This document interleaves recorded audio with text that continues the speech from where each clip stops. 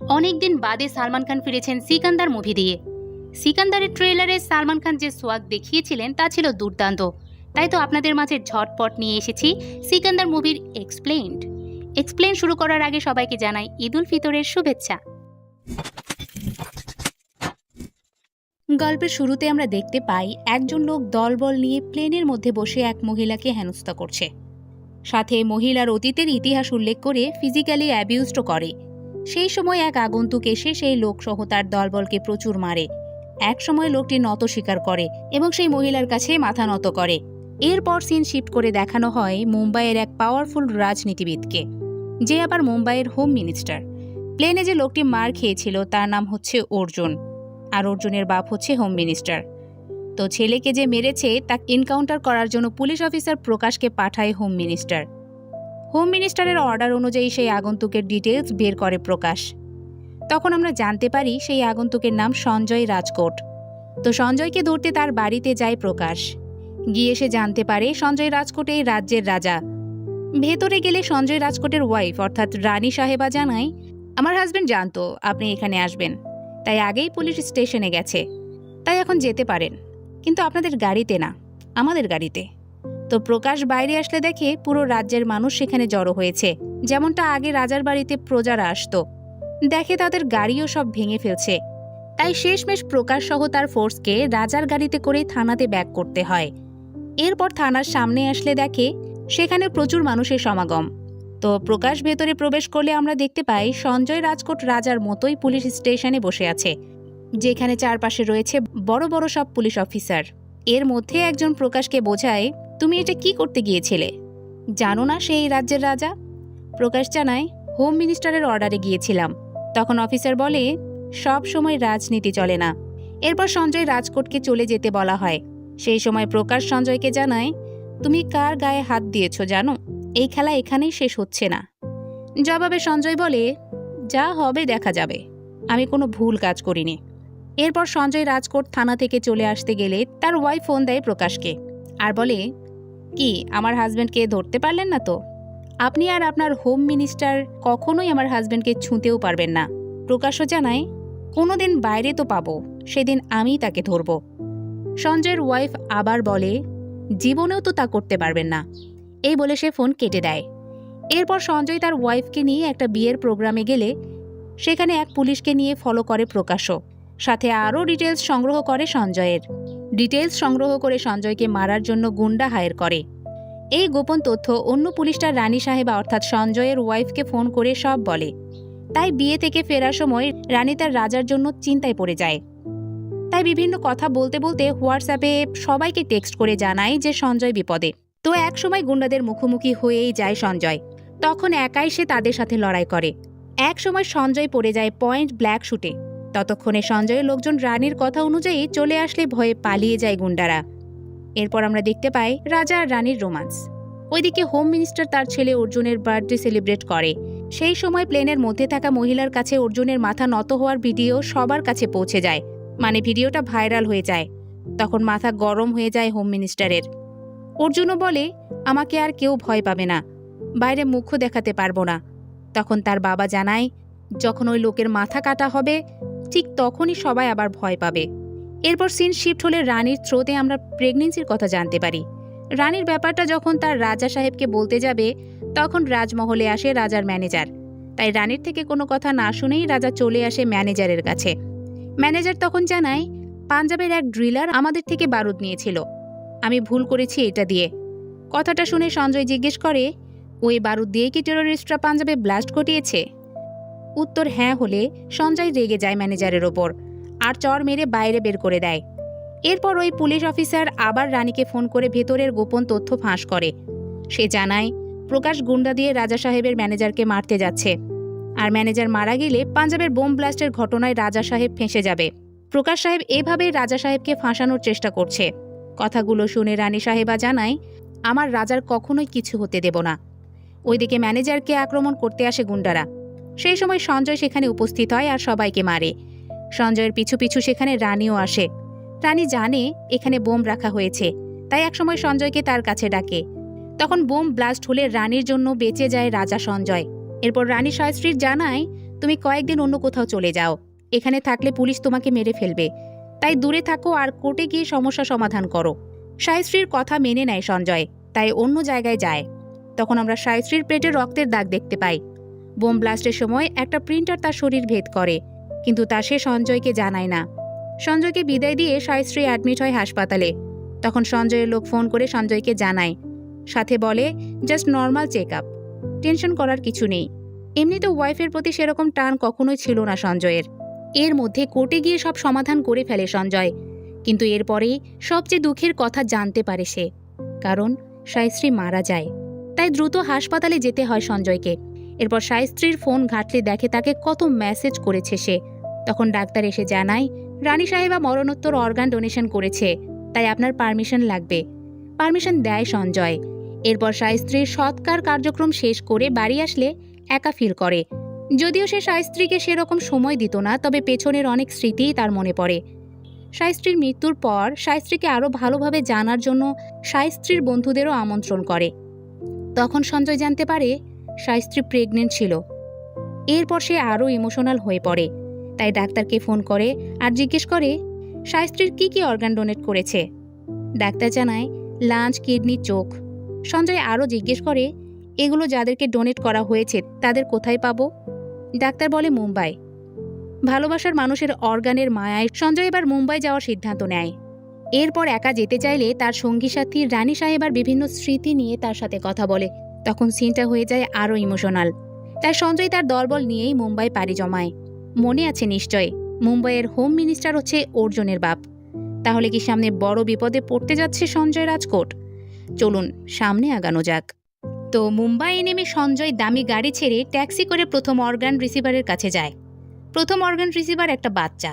তার লাঞ্চ নষ্ট হওয়ায় সায়শ্রীর লাঞ্চ তাকে দেওয়া হয়েছে। থাকে মুম্বাইয়ের সব থেকে নোংরা বস্তিতে, আবার বাচ্চাটি অনাথ। তো সঞ্জয় ওই বাচ্চা সহ তার সব বন্ধুদের আবদার পূরণ করে। এরপর সেখানে মেডিকেল স্টুডেন্ট বাচ্চাটির ট্রিটমেন্টের জন্য আসলে সঞ্জয় জানতে পারে সবসময় এই এলাকার মানুষ মারা যায়, তাও আবার বিভিন্ন অঙ্গহানি হয়ে। কারণ ওখানে সমস্ত ময়লা আবর্জনা ফেলা হয় এবং পুরানো হয়। সেখান থেকে বিষাক্ত কালো ধোঁয়া বের হয়ে সবাইকে মৃত্যুর দিকে নিয়ে যায়। সঞ্জয় সবকিছু শুনে জিজ্ঞেস করে এখান থেকে ময়লার স্তূপ সরানো হয় না কেন। মেডিকেল স্টুডেন্ট জানায় আমেরিকা 20 একর জায়গার উপর শপিং মল করতে যাচ্ছে। সেই অনুযায়ী এখানকার চুক্তিতে থাকা বিরাট বাক্সি এই জায়গা চুজ করে। তারপর জায়গা খালি করার জন্য ময়লা আবর্জনা ফেলে। এতে কয়েক পরিবার অলরেডি তাদের কাছে জমি বিক্রি করেছে, হয়তো সামনে আরও অনেকেই করবে। তখন আর কিচ্ছু করার থাকবে না। বিষয়গুলো শুনে সঞ্জয় বলে এখানে খুব রং হচ্ছে। তো যাওয়ার আগে সঞ্জয় বলে এখানে আর কোনো পলিউশন থাকবে না, বিরাট নামেও কেউ থাকবে না। বিরাট যত টাকা ইনভেস্ট করেছে তার চেয়ে বেশি টাকা আমি তাকে দেব। কথাগুলো শুনে সবাই খুশি হয়। সঞ্জয় সেখান থেকে চলে আসে দ্বিতীয় অর্গান রিসিভারের কাছে। এবার যার কাছে যায় তাকে সায়শ্রীর চোখ দেওয়া হয়েছে। চোখ দেখে সঞ্জয় তার ওয়াইফকে স্মরণ করে। তারপর ওই ফ্যামিলিতেও কিছু সমস্যা সমাধান করে সঞ্জয়। তৃতীয় জনকে দেখতে হাসপাতালে আসে সঞ্জয়। এসে জানতে পারে পেশেন্টের অবস্থা ক্রিটিক্যাল। ব্যাপারটা জেনে সঞ্জয় বেস্ট ডাক্তারকে ইনফর্ম করে। তখন এক স্পেশাল মেডিকেল টিম এসে পেশেন্টকে ইমিডিয়েটলি দেখভাল করে। এতে তার কন্ডিশন ভালো হয়। সঞ্জয় 3 জনের মাঝে সায়শ্রীকে খুঁজে পেয়ে এবার রাজকোটে ফিরে যাওয়ার সিদ্ধান্ত নেয়। তাই রাস্তা দিয়ে যাওয়ার পথেই ওই হোম মিনিস্টারের ভাষণের জ্যামে আটকে যায়। তখন সঞ্জয় বুঝতে পারে এখানে যদি তাকে দেখে ফেলে তাহলে সমস্যা হবে, তাই দ্রুত যাওয়ার চেষ্টা করে। এর মধ্যেই এক পুলিশ সঞ্জয়কে দেখে অর্জুনকে ফোন দেয়। অর্জুন বিশ্বাস করে না। তারপর প্রকাশও ফোন করে অর্জুনকে জানায়। রাজমহলে গিয়েও খোঁজ নেবে বলে জানায় প্রকাশ। এর মধ্যে ডিসপ্লেতে সঞ্জয়কে দেখলে চমকে ওঠে হোম মিনিস্টার। এরপর ছেলেকে নির্দেশ দেয় ধরার। তাই অর্জুন এবার গাড়ি নিয়ে সঞ্জয়ের পিছু নেয়। পিছু নিতে নিতে একসময় অ্যাক্সিডেন্টে মারা যায় অর্জুন। ওইদিকে প্রকাশ রাজমহলে গেলে জানতে পারে সঞ্জয় রাজকোটে এসেছে রানী সাহেবার অর্গান রিসিভারদের দেখতে। তাই দ্রুত ব্যাপারটা সে হোম মিনিস্টারকে জানায়। তো সঞ্জয় রাজকোটে যাওয়ার উদ্দেশ্যে ট্রেনে উঠলে জানতে পারে সায়শ্রীর 3 অর্গান রিসিভারের অবস্থা তেমন একটা ভালো না। এতে সঞ্জয় আবার মুম্বাই ব্যাক করতে চাইলে তার লোকজন জানায় দূর থেকেও তাদের সেবা দেওয়া যাবে, কিন্তু আপনি যদি এখন যান তাহলে লাইফ রিস্ক হতে পারে। তাই বাধ্য হয়েই রাজকোটে ফিরতে হয় সঞ্জয়কে। পথের মধ্যে মিনিস্টার ফোন দেয় সঞ্জয়কে আর জানায় 3 জন অর্গান রিসিভারের কথা জেনে গেছি, তাদের আর রক্ষা নেই। আরও বিভিন্ন রকম থ্রেট দিতে থাকে। সঞ্জয়ও এবার চ্যালেঞ্জ অ্যাকসেপ্ট করে আর জানায়, আমি আবার মুম্বাই ফিরে আসছি, দেখি আমাকে কে কি করতে পারে। এই বলে ট্রেন থেকে দলবলকে নিয়ে নামে সঞ্জয়। মুম্বাইয়ে ফিরেই সঞ্জয় ফিরে আসে ওই বস্তিতে, আর সেখানে ময়লা আবর্জনা ফেলানো দেখলে তাদের সাথে লড়ে সে। ওইদিকে 3 অর্গান রিসিভারের খোঁজে পুলিশের সাথে মিটিংয়ে বসে হোম মিনিস্টার। পুলিশ জানায় সঞ্জয় পুরো সিস্টেম লক করে রেখেছে, তাই ওই 3 জনের ধারে কাছেও যাওয়া মুশকিল। তখন মিনিস্টার অর্ডার দেয় সঞ্জয়ের কোনো এক লোককে ধরার। সেটার ব্যাপারে পুলিশ বলে, যদি সঞ্জয়ের এগেনস্টে কেস ফাইল করা যায় তবে তার লোকদের ধরা যাবে। প্রকাশ জানিয়ে দেয় সেই বিষয় দেখছে। তো সঞ্জয় আবার চলে আসে দ্বিতীয় অর্গান রিসিভারের বাড়িতে। এসে দ্বিতীয়বারের মতো সমস্যা সমাধান করে। তখন মনে পড়ে যায় সায়শ্রীর সাথে পেছনের দিনগুলোর কথা। যাই হোক, সঞ্জয় এবার চলে আসে তৃতীয় জনের কাছে। এসে বাবার থেকে জানতে পারে মেয়েটির ডিপ্রেশন আছে। এর মধ্যে তার বয়ফ্রেন্ডেরও অন্য জায়গায় বিয়ে ঠিক হয়ে যায়। ব্যাপারটা যদি জানতে পারে তাহলে মারাই যাবে সে। তো মেয়েটির টেক কেয়ার করার পারমিশন নেয় সঞ্জয়। ওইদিকে সঞ্জয়ের ওই খাদানের ম্যানেজারকে ধরে আনে প্রকাশ। তাকে ভয় দেখিয়ে সঞ্জয়ের নামে ওই পাঞ্জাব ব্লাস্টের মিথ্যা স্টেটমেন্ট নেয় মিনিস্টার। নেওয়া শেষ হলে নিজ হাতে সবার সামনে ম্যানেজারকে মেরে ফেলে সে, যাতে কোনো পাল্টি নিতে না পারে। তো স্টেটমেন্ট অনুযায়ী সঞ্জয় সহ তার সঙ্গীদের গ্রেফতারি পরোয়ানা জারি করা হয়। ওদিকে সঞ্জয় তৃতীয় অর্গান রিসিভার নিশার টেক কেয়ার করতে থাকে। নিশাকে নিয়ে চলে আসে বয়ফ্রেন্ডের সাথে দেখা করতে। তো প্রথমে সঞ্জয় একা যায়। সেখানে বয়ফ্রেন্ডের পুলিশওয়ালা চাচা সঞ্জয়কে দেখে ধরতে আসে।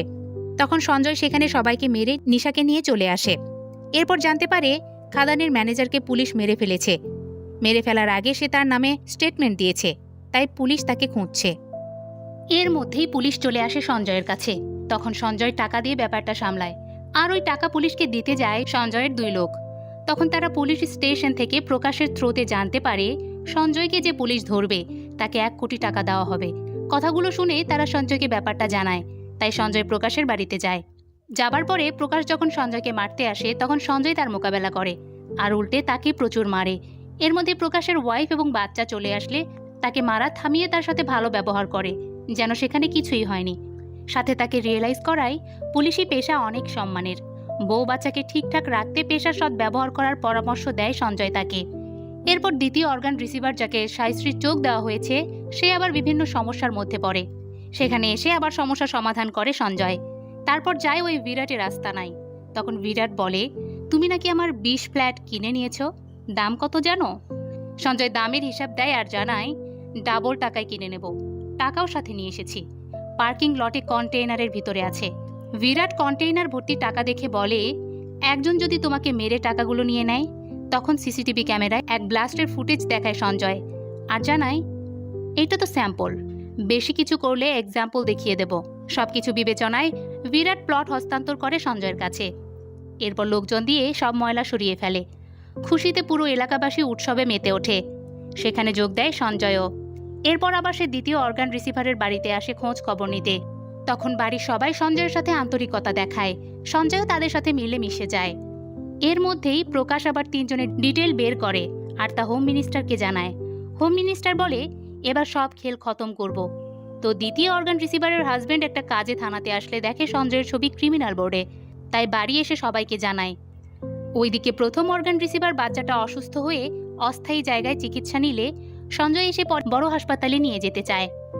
তখন বাচ্চাটা জানায়, আমি একা যাব না, এই এলাকায় যত অসুস্থ মানুষ আছে তারাও যদি আমার সাথে হাসপাতালে অ্যাডমিট হয় তবেই যাব। বাচ্চাটার কথাগুলো শুনে মেডিকেল স্টুডেন্টকে জিজ্ঞেস করে এখানে কতজন রোগী আছে। তারা জানায় 6000। তো সঞ্জয় 6000 জনেরই হাসপাতালে ভর্তি করার পারমিশন দেয়, যেটা শুনে অবাক হয় মেডিকেল স্টুডেন্টরা। তখন সঞ্জয় জানায়, আমার কাছে যা আছে সেটা দিয়ে 60,000 মানুষকে সেবা দেওয়া যাবে। এরপর সব রোগীকে হাসপাতালে শিফট করানো হয়। এরপর নিশার বয়ফ্রেন্ডকে মানাতে আসে সঞ্জয়। তখন নিশা সঞ্জয়ের ওপরেই খেপে যায় আর বিভিন্ন কথা তাকে শোনায়।